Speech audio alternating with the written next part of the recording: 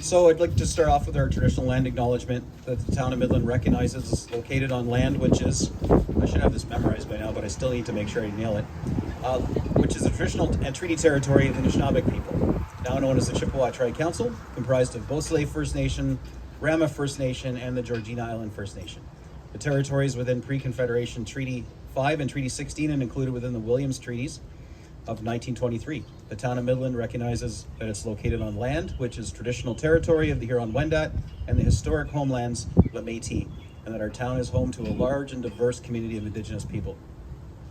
Today, we're here to shed light on World Elder Abuse Awareness Day.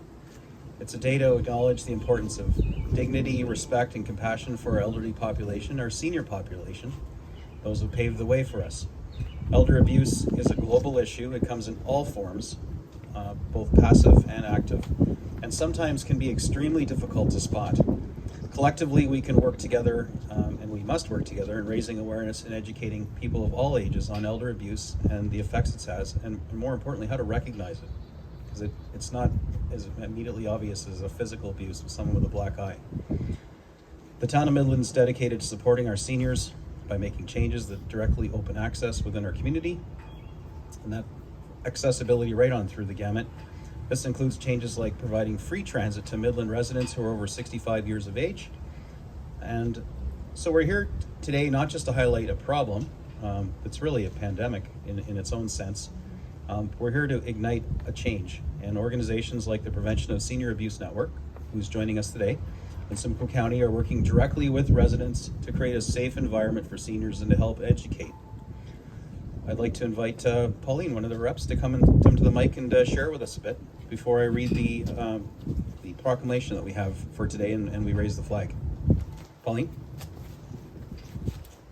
Thank you, Mayor Gordon. I'm the chair of the Prevention of Senior Abuse Network, and I have with me Alona, Jenna, Diane,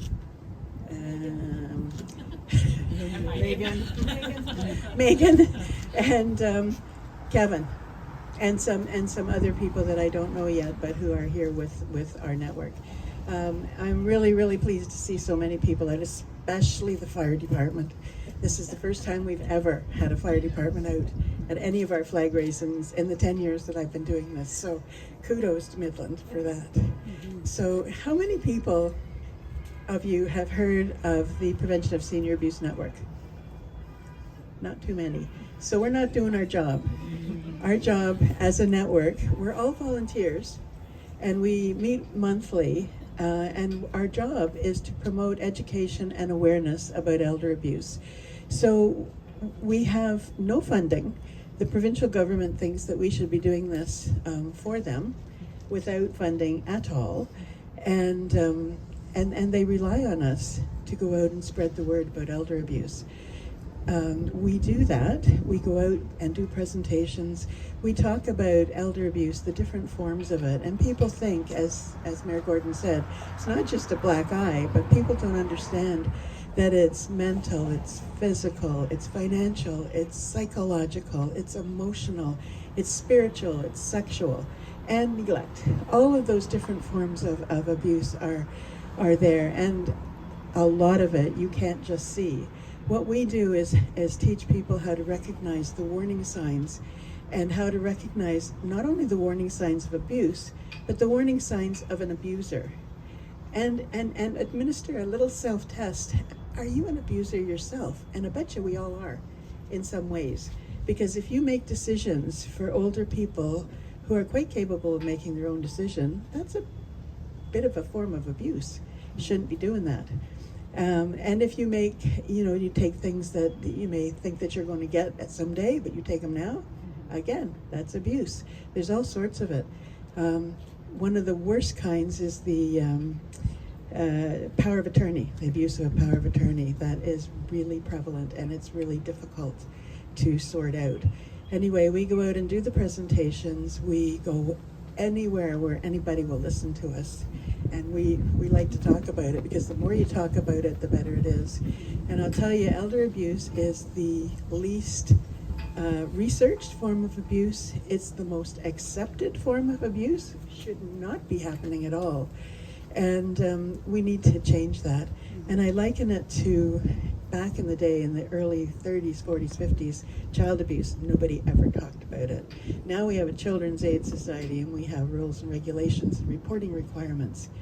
Domestic abuse, same thing. Nobody talked about that. Now we've got that problem is starting to be looked at and sorted out. We need to do the same thing for seniors, and because abuse is just not acceptable, and we've got to stop it. Thank you.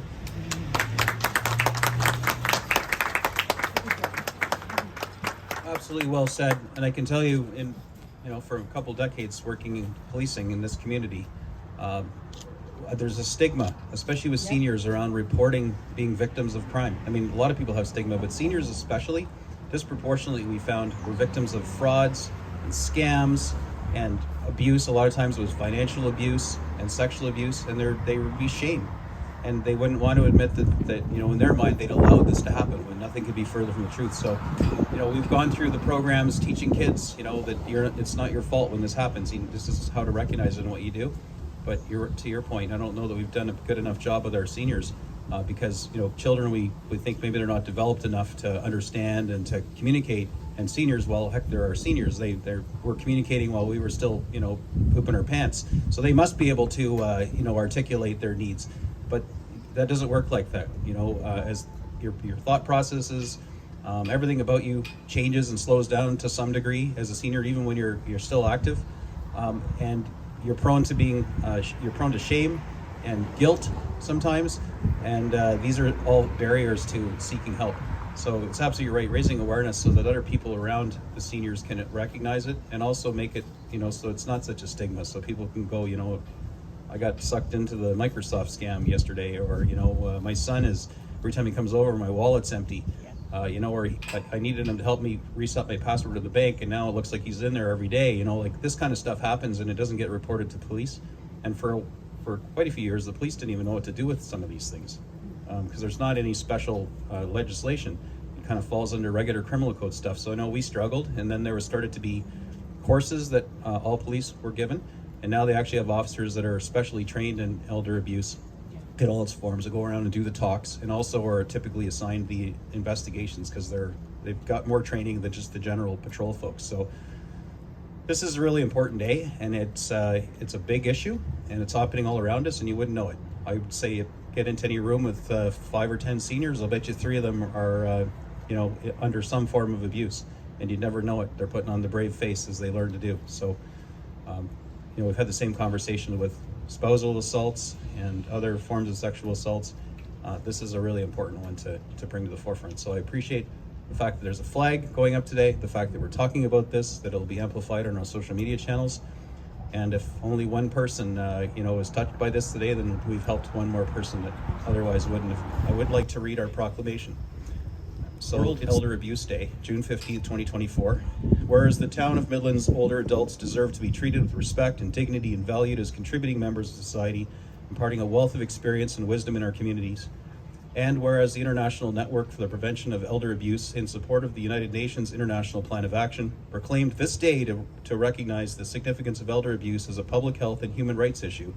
And whereas the town of Midland recognizes the importance of taking action to invest in creating social change, to prioritize the prevention of elder abuse, and raise awareness to foster a better understanding of abuse and neglect of older adults and their rights.